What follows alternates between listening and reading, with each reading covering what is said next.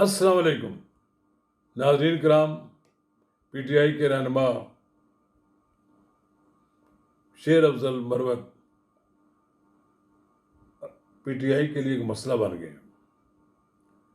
PTI की leadership उनसे काम भी लेती है, फिर उनके खिलाफ कार्रवाइयाँ भी करती है, और ये कहा जाता है कि उन्होंने तहरीक इंसाफ की पॉलिसी को बड़ा नुकसान पहुँचाया।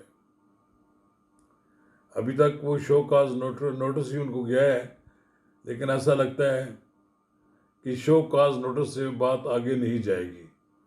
वरना अगर उन्होंने पीटीआई से उनको निकाल दिया तो पीटीआई में जो शख्स बहुत ज़्यादा वोकल है कोई रहेगा नहीं, क्योंकि शेर अफजल मरवत ने उस वक़्त पीटीआई को सहारा दिया जब 9 मई के बाद कोई लीडर बाहर निकलने के लिए तैयार नहीं था। तो नाज़रीन कराम, अगर आपने मेरा यूट्यूब चैनल नवाज रज़ा के साथ अब तक सब्सक्राइब नहीं किया तो बराए करम इसे फौरी तौर पर सब्सक्राइब करें, लाइक करें और आइकॉन का वो बटन दबाना ना भूलिए कि जब हम वीडियो लोड कर रहे हैं तो सबसे पहले आपको इत्तला मिले। मैं शेर अफजल मरवत जो है, इनका कोई मदाह नहीं हूँ। उनका एक जियो पर प्रोग्राम चला तो मैं उनकी गुफ्तगू जो थी उसको सुनने के लिए मैंने दोबारा उस प्रोग्राम को देखा। वो बड़ा वोकल है, इमरान खान के शहदाई हैं और डट कर बात भी करते हैं, और किसी लगी लिपटी रखे बगैर वो अपना मुद्दा बयान करते हैं। लेकिन पार्टी के अंदर उनके खिलाफ साजिशें इतनी हैं, मुखालफ तो है ही उनके मुखालफ। और हमारे दोस्त अफनानुल्लाह ने जो उनके साथ सलूक किया है, बज़ाहिर तो ये बताया जाता है कि इन्होंने उनको मारा, लेकिन पता लगा कि उन्होंने बहुत ज़्यादा पिटाई इनकी की, क्योंकि वो भी ब्लैक बेल्ट थे। लेकिन बहरहाल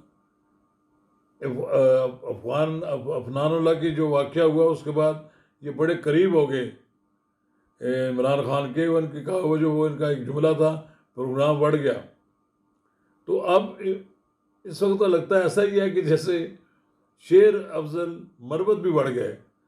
अच्छे खासा इनका कोई इमेज था पार्टी के अंदर, लेकिन पार्टी इनको बनाना चाहती थी पब्लिक अकाउंट्स कमेटी का चेयरमैन। तो पब्लिक अकाउंट्स कमेटी का चेयरमैन तो बनने से रहे, वहाँ पर अब जनाब मोहतरम वकास अकरम आगे आ रहे हैं, उनको ला रहे हैं। पार्टी के अंदर इनके खिलाफ इतनी मज़ामत है कि लोग नहीं चाहते कि ये बने, और पार्टी को ये पैगाम दे दिया गया है मुस्लिम लीग स्पीकर साहब की जानब से कि ये आदमी हमारे साथ नहीं चल सकेगा। इसको अगर पब्लिक अकाउंट्स कमेटी का चेयरमैन बनाया गया तो आए रोज़ फसाद होता रहेगा, और फिर उसके नतीजे में ये होगा कि हमें इसको हटाना पड़ेगा। और फिर एक और बात भी कही गई है कि इस शेर अफजल मरवत से जो करवाया गया है सऊदी अरब और अमेरिका के खिलाफ, अब उसके बाद उनका पब्लिक अकाउंट्स कमेटी का चेयरमैन बनाना मुमकिन नहीं है। ये भी एक सदमा है। लेकिन शेर अफजल मरवत का कहना है कि मेरे खिलाफ पार्टी के अंदर साजिश हो रही है। उनकी मुलाकात नहीं हो रही इमरान खान से जेल में।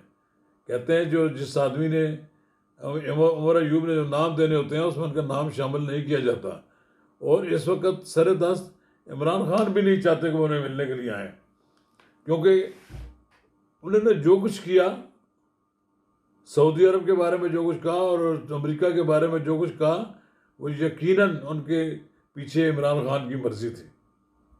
ऐसा नहीं हो सकता कि ये कोई ऐसे आम आदमी हो जो मुंह माया कह दिया हो। ये रिटायर्ड जज है, इन्होंने एक वकालत भी की है, और ये बड़े 4-5 MA किए हुए हैं और बड़े पढ़े लिखे आदमी हैं। इन्होंने जो कुछ भी कहा उसके पीछे एक बात वाज़ेह है कि इमरान खान का हाथ है। लेकिन अब इमरान खान साहब उससे बैकआउट कर गए हैं। वो नहीं चाहते कि ये तासर मिले कि मेरी इनको आशीर्वाद हासिल थी। कोई शक व शुबा की गुंजाइश ही नहीं कि आशीर्वाद उनको हासिल थी इमरान खान की, और अब इमरान खान उसे जान छुड़ाना चाहते हैं। मिलने से भी ग्रेज कर रहे हैं। लेकिन बहरहाल ये तो होता है पार्टियों में कि इस्तेमाल करके लोग टिश्यू पेपर की तरह फेंक देते हैं। तो अभी शेर अफजल महमूद को फेंका तो नहीं गया, लेकिन लगता यही है कि उनको खुड्डे न लगा दिया जाएगा। पार्टी के अंदर जो लोग हैं वो अंदर में जमहूरियत के नाम पर करीब जा रहे हैं। इस वक्त बड़ी तेज़ी के साथ हुकूमत के साथ सेटलमेंट कर रहे हैं, अपनी कमेटियां ले रहे हैं, और बड़ी कमेटी जो है पब्लिक अकाउंट्स कमेटी, वहाँ पर हुकूमत के साथ सलाह मशवरा करके कैसे अपने वकास अकरम को बनाया जा रहा है।